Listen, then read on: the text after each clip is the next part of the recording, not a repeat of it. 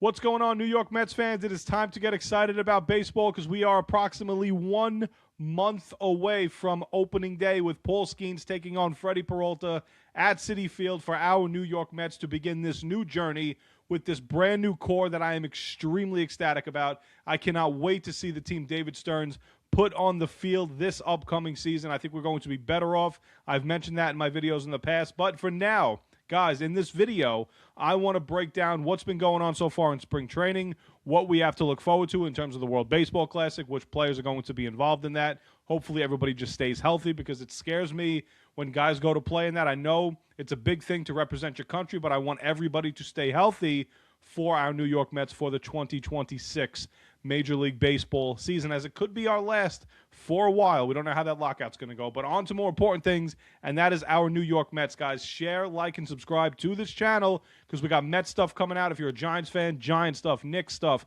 WWE stuff. You see the belts, you see all the paraphernalia back here. We got it all, guys. We're covering it all, and we're going to start with the New York Mets. What I am most excited about, I want to get into that quickly before we start getting into World Baseball Classic stuff and what we have to look forward to as we head into spring training en route to opening day. Nolan McLean is an ace. Nolan McLean is the future ace of the New York Mets. And Nolan McLean's here. He's here to stay. And I know that Mets fans kind of critiqued David Stearns and the Mets last year for waiting a little while longer to call up Nolan McLean, but I think they handled it perfectly. In hindsight, I know we needed the starting pitching badly, but we called him up at the right time. He made those 7 or 8 starts. Now, looking back at it, we got him fully ready to rock. Going to be the Rookie of the Year, in my opinion, and I think he is the future ace of this franchise. And I am very excited to watch him pitch a full season. Having a guy like Nolan McLean, and, you know, you have the guy like McLean who comes up for 7 or 8 starts last year, pitches extremely well. Mets needed him up a little earlier. I agree with that. I agree with the fact that they should have waited as long as they did. They didn't want to rush him up, and I'm glad that they did because in hindsight now we got him for those 7 or 8 starts, and he still qualifies for Rookie of the Year. I know I come on and I say things like I'm at this age now when it comes to my sports teams where I don't care about singular awards as much as I do team award, which is ultimately a World Series. But a guy like Nolan McLean, who I just believe now is the future ace of this franchise, he's here to stay. I think he's here to stay for the next decade. And it might be a little bit of a bold prediction. I don't think it's that much of a hot take. I think Nolan McLean has the stuff to be a top 5 pitcher in the entire sport. And we saw glimpses of it last year when the Mets called him up. We're seeing it already in spring training as today he goes 4 innings, 6 Ks, 1 walk, 1 hit, lights out. All right, we're going to see this version of Nolan McLean, Rookie of the Year type guy, Nolan McLean, going into the 2026 MLB season. This is the guy, although we did trade for Freddie Peralta, and I am extremely excited to have Peralta on this team. I think it was a player the Mets had to get. They were connected to for a while, and they got him finally. Former David Stearns draft pick in Freddie Peralta, or trade candidate in Freddie Peralta. What we had to do was not just what we did was not just put McLean in the forefront of this rotation and say, go be our ace. We saw enough of a sample size in 8 games last year. You're going to be our ace going into 2026. I love that David Stearns added Peralta as well to combine with Nolan McLean. That makes his job a lot easier going into his full first season as a major leaguer. It's going to benefit McLean to not have to be at the top of the rotation all the time, going against another team's ace, like on opening day against Paul Skeens. It's a lot of pressure to put on somebody, and I get it. Pressure, melting pot, New York City. Not everybody has to have that pressure immediately. So the great thing that the Mets did was go get Peralta. And what I think ultimately winds up happening for this Met team is throughout the season, you're going to see McLean be the best pitcher on this staff overall. And when I say best pitcher, it can mean innings pitched. I know he's going to strike a ton of people out. I know I think he's going to get better when it comes to going deeper into games. And I think come the end of 2026, I believe Nolan McLean becomes one of the top 10 pitchers in all of baseball. And the stuff alone is approaching top 10, if not top 10 already, coming from a guy like McLean. He came up very quickly, he rise through the ranks very quickly, and he came to the Mets and he put on a show last year. And every 5 days, it comes to the point when you're a fan, it comes to that point when you're a baseball fan of a team that rolls out 5, 6, 7 starting pitchers, when you're looking forward to a guy pitch the way Mets fans last year were looking forward to Nolan McLean pitch, those are very, very exciting days when you're a baseball fan. When your pitcher, your ace pitcher, your potential ace, like I think the Mets have with Nolan McLean, a lot of Mets fans think the same exact way. And it's not a hot take to say something like that. This kid's legit. He's got the stuff to do it. When you have a pitcher like McLean, young, up and coming, there's excitement in the ballpark. And no other fan base understands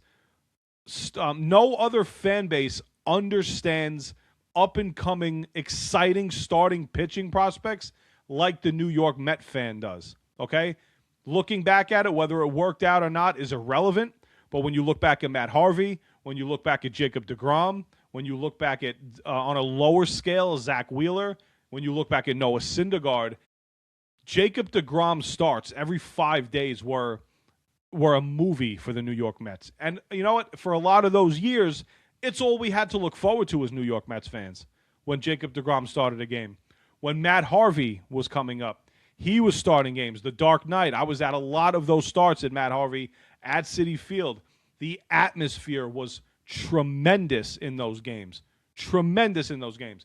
Having a deGrom every 5 days was so exciting to look forward to.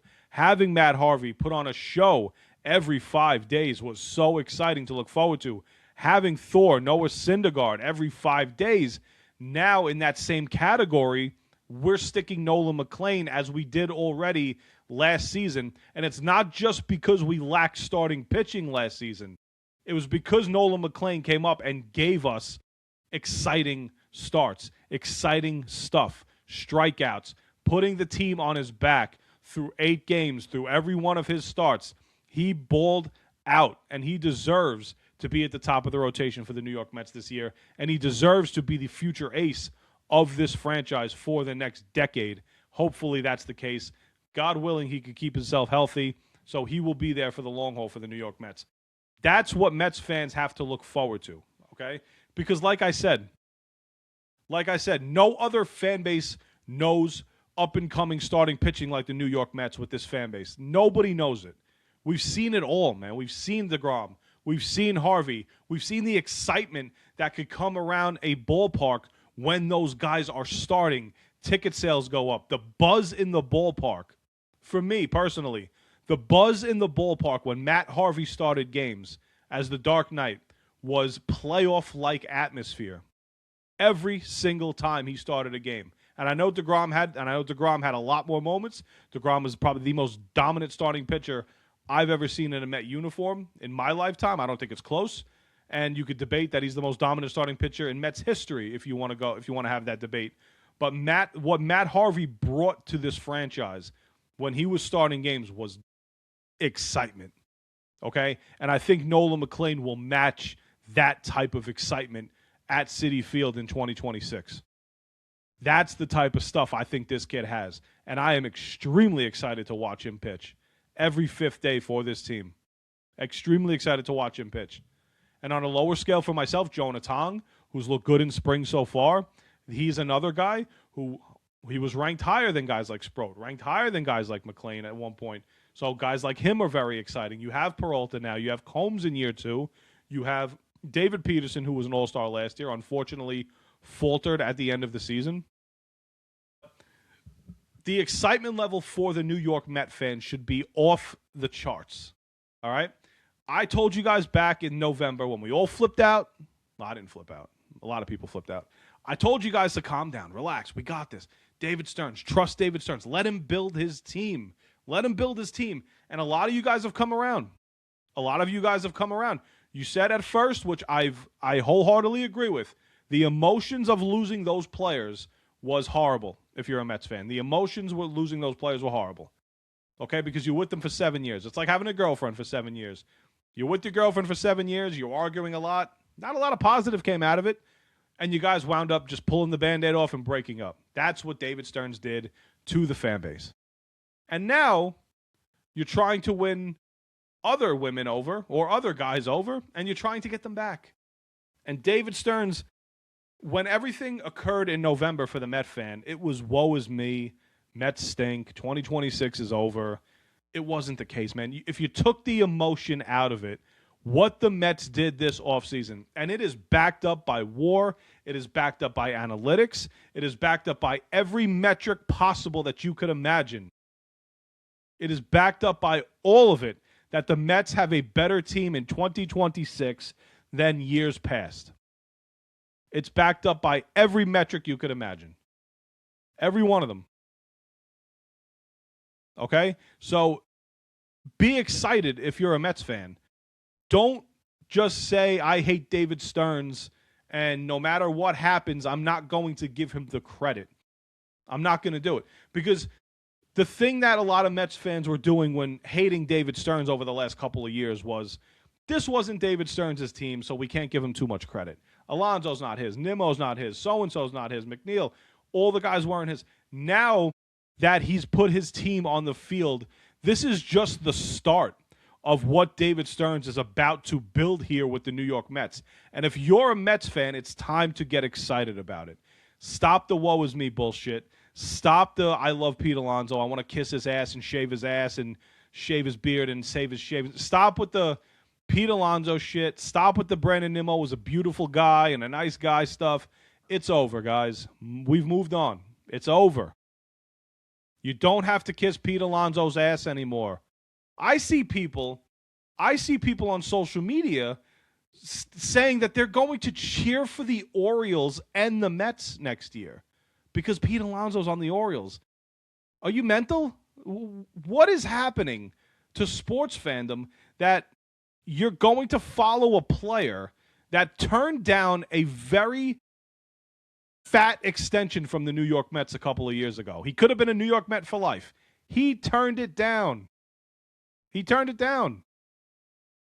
And then last year, the guy sits in free agency all year because nobody wanted him, and the Mets did him a favor by bringing him back. So that the Alonso situation should have been a lot more clear to people than let be.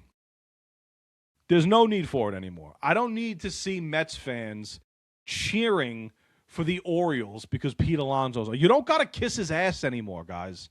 He left you. He's gone. You don't need to kiss Pete Alonso's ass anymore. It's over.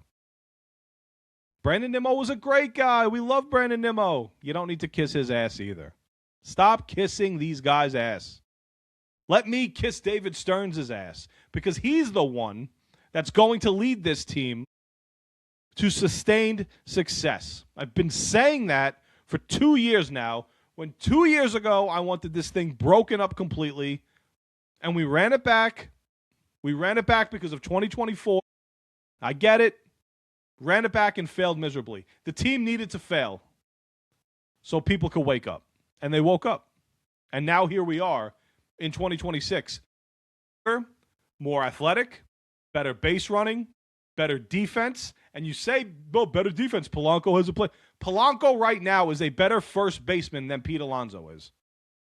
Defensively. The footwork is better. The arm's going to be better. The skill scoop balls. It ain't hard to scoop balls, guys. It ain't hard. He'll figure it out. Bo Bichette, you're already seeing him make great plays at third base. There'll be a learning curve here for a lot of guys, but they will get it eventually. The panic, guys, the panic. The panic is going crazy. We got to stop.